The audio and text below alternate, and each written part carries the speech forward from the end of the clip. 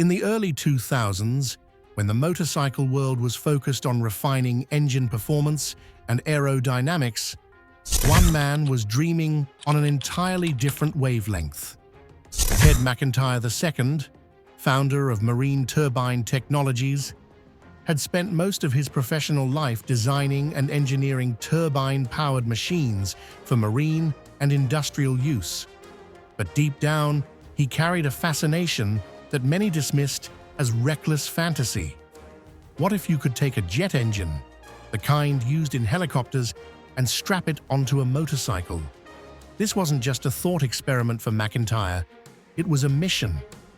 And in 2000, that mission took form in the shape of the MTT 420RR superbike, a jaw-dropping machine powered by a Rolls-Royce Allison C18 gas turbine engine, capable of producing 320 horsepower. With its release, the Y2K immediately made headlines.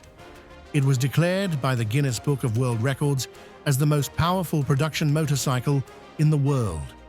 Celebrities like Jay Leno got their hands on it. It was raw, dangerous, beautiful, and like nothing anyone had ever seen.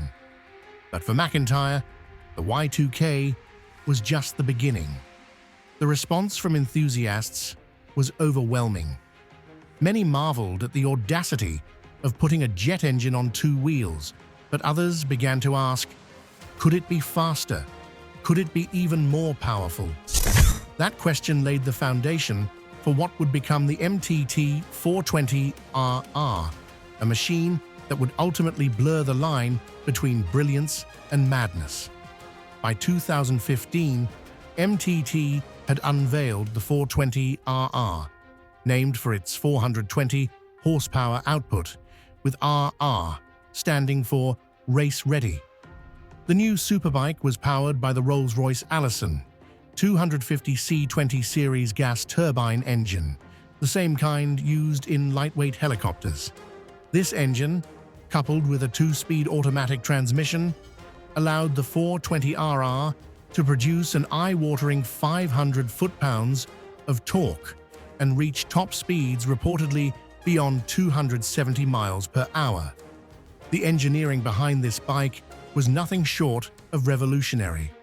It used aerospace-grade materials, including a carbon fiber fairing and an aluminum alloy frame, to keep the weight manageable and the frame stable under intense pressure. The rear tire was a massive 240-section unit, designed to provide maximum grip under violent acceleration. The braking system featured dual-disc Brembos with ABS, and since standard mirrors were rendered useless by turbine vibration, the bike came equipped with a camera-based rear-view system. Every element was custom-built, from the cooling system required to manage the turbine's extreme heat to the bespoke electronics tailored to handle a machine of this magnitude. McIntyre, never one to shy away from impossible challenges, pushed his small, dedicated team to bring this vision to life. He often funneled money and resources from MTT's more stable marine and industrial contracts just to keep the turbine motorcycle program alive. Funding was always tight, but his passion was relentless. He often said, "If people aren't questioning your sanity, you're not dreaming big enough." But building a 420 horsepower turbine bike wasn't just about solving mechanical problems. It also meant dealing with massive regulatory resistance. The MTT 420RR ran into a wall of legal restrictions almost as soon as it was announced.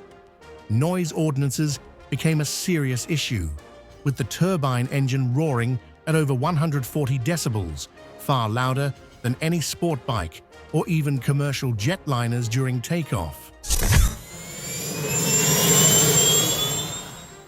Emissions regulations were another hurdle, especially in California and most European countries. The turbine's exhaust didn't meet any modern pollution standards. Even if someone could afford the $250,000 price tag, they'd struggle to find a state or country where they could legally ride it on public roads. Insurers refused to underwrite it. Dealerships hesitated to carry it.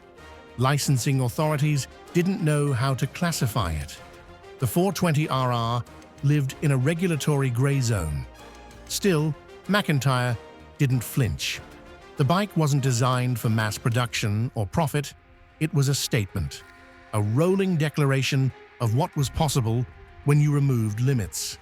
Despite the red tape, MTT managed to deliver a handful of units to a select group of buyers. Mostly collectors, oil tycoons, royals, and celebrities put them on display in private garages. Only a few were ever truly ridden to their limits, usually on airstrips or closed tracks far from public eyes. In one such instance on a Texas airstrip, a 420RR reportedly hit 278 miles per hour before running out of tarmac. The pilot described the experience as riding a missile with handlebars. The 420RR was plagued with real-world problems. It was prohibitively expensive, not just to buy, but to maintain. The turbine engine required aircraft-grade maintenance. Replacement parts weren't available at local shops. Routine service meant shipping components or flying in MTT-certified technicians. Some owners found their six-figure investments sitting idle for months, waiting on parts or repairs. As the years went on, environmental concerns and evolving technology left the turbine-powered 420RR looking more like a relic than a revolution. Then came the turning point. Ted McIntyre announced his retirement. Now in his 70s, he stepped down from MTT, and the company quietly shifted its focus back to marine turbines and industrial systems. The dream, that had started with a spark of bold imagination, now flickered out with a quiet sigh. Today, the MTT 420RR is remembered as both a legend and a lesson. It remains one of the most extreme motorcycles ever built, a two-wheeled monument to speed, excess, and unfiltered innovation. Enthusiasts look back on it with awe. Historians see it as the Concorde of motorcycles, revolutionary, iconic, but ultimately unsustainable. A few 420RRs still exist in private collections. Some believe a select few are occasionally fired up on abandoned airstrips, where daredevils chase the ghost of speed in solitude. Rumors suggest MTT might be toying with a hybrid concept behind closed doors, but nothing concrete has surfaced. What can't be denied is the legacy the 420RR left behind. It proved that limits are often imaginary, and that sometimes it's okay to build something not because it's practical, but because it dares to defy everything else. In a world racing towards silence, regulation, and predictability, the MTT 420RR roared once, and the echo still lingers. Thanks for watching this deep dive into the wild story of the MTT 420RR. If you enjoyed this documentary-style breakdown, smash that like button, subscribe to SK, and turn on the bell icon so you never miss out on the world's most insane machines and the stories behind them. If you want more untold stories from the world of extreme engineering, share this video and help us keep the engines running. See you in the next ride.